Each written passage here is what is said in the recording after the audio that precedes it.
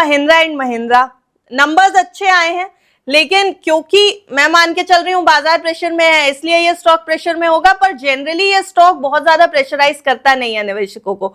Mahindra and Mahindra को लेकर के आपका व्यू क्या है, आउटलुक कैसा है, अभी स्टॉक कैसा लग रहा है, और कंप्लीटली ऑटो सेक्टर इस समय कैसा लग रहा है? अर्निंग सीजन है, नंबर्स आएंगे सेल्स के।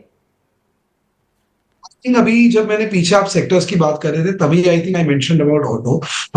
ऑटो में we are expecting phenomenal growth.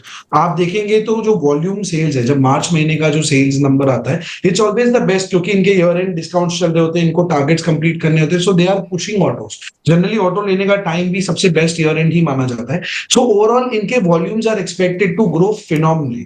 अगर आप देखेंगे तो टू व्हीलर्स का जो डिमांड है is growing better than four wheelers, मतलब है कि rural demand, urban demand, I think all of them are at their peak. But the biggest problem with auto companies will be उनके margin आपको shrink होते हुए दिखेंगे। तो ओवरऑल बेचने तो मैंने नंबर ऑफ गाड़ी ज्यादा बेच दी है, बट जब मैं अपना प्रॉफिट कैलकुलेट करने जाऊंगा तो मेरे प्रॉफिट एकदम कम हो जाएंगे, विच शुड बी मोर। इसका सिंपल आंसर है बिकॉज कि जो उनके इनपुट कॉस्ट है वो बढ़ने वाले हैं। आज एक जो टायर बनता है, जो भी रबर की चीज है, लेदर की चीज है, काफी सब चीजों का रॉ मटेरियल क्रूड ऑयल होता है। And when the crude oil price rising, तो ऑटोमेटिकली जो मुझे इनपुट कॉस्ट लगेगा वो बढ़ने वाला है। और अगर आप ओईएम्स देखेंगे लाइक महिंद्रा, इन्होंने गाड़ी के भाव अभी तक बढ़ाए नहीं है, इन्होंने गाड़ी वही भाव, मतलब इसका मतलब है कि डिमांड को ऊपर रखने के लिए they are absorbing all the input raw material cost.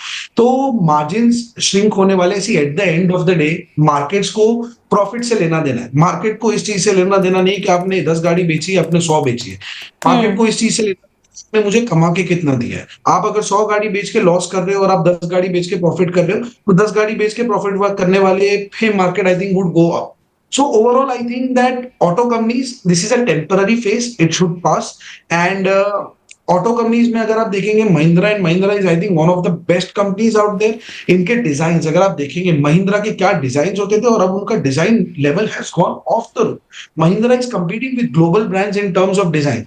So overall I think के ऐसे मौके जब एक अच्छे रिजल्ट, आपको पता है कि डिमांड बढ़ रहा है और ये इनपुट कॉस्ट का प्रेशर है वो टेम्पररी है। कल जाके जब क्रूड ऑयल सेटल हो जाएगा तो इनपुट कॉस्ट सेटल हो जाएगा, और जब इनपुट कॉस्ट सेटल हो जाएगा तो प्रॉफिट मार्जिन आ जाएगी। तब वॉल्यूम इतना है और उस पे जब वो इतनी बड़ी प्रॉफिट मार्जिन आएगी तो प्रॉफिट आपको एक अचानक से शूट होते हुए दिखेगा।